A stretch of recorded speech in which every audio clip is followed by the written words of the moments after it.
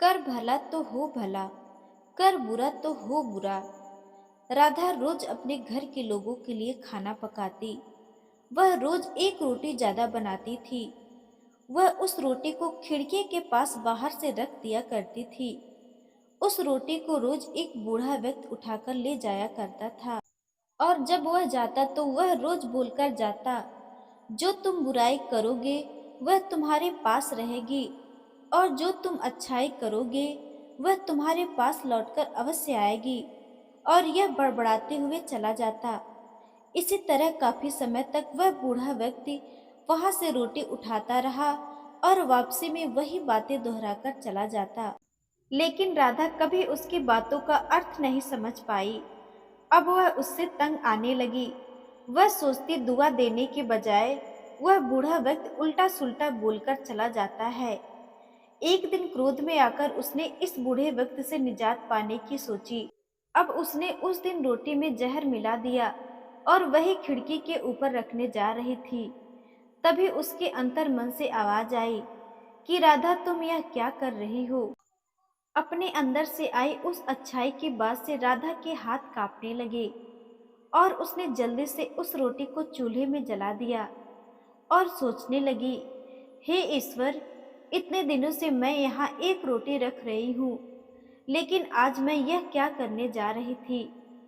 फिर उसने एक और रोटी बनाकर वहीं खिड़की के सहारे रख दी।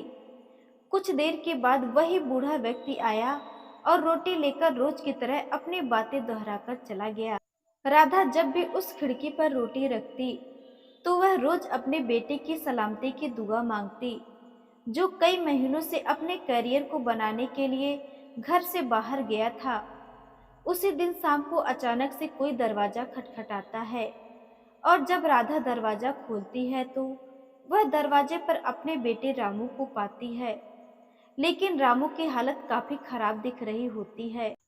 वह काफी कमजोर और भूखा लग रहा होता है। उसके कपड़े भी फटे हुए होते हैं।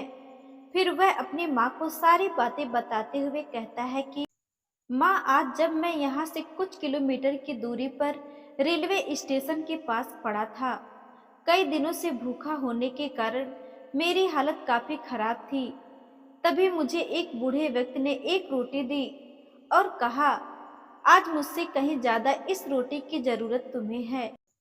और बड़बड़ाने लगा, जो तुम बुराई करोगे वह तुम्हारे पास रहेगी, और जो तुम अच्छाई करोगे वह तुम्हारे पास लौटकर अवश्य आएगी।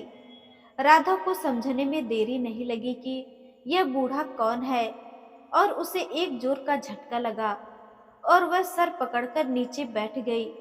वह सुबह वाली बात याद करने लगी कि कैसे उसने रोटी में जहर मिलाया था।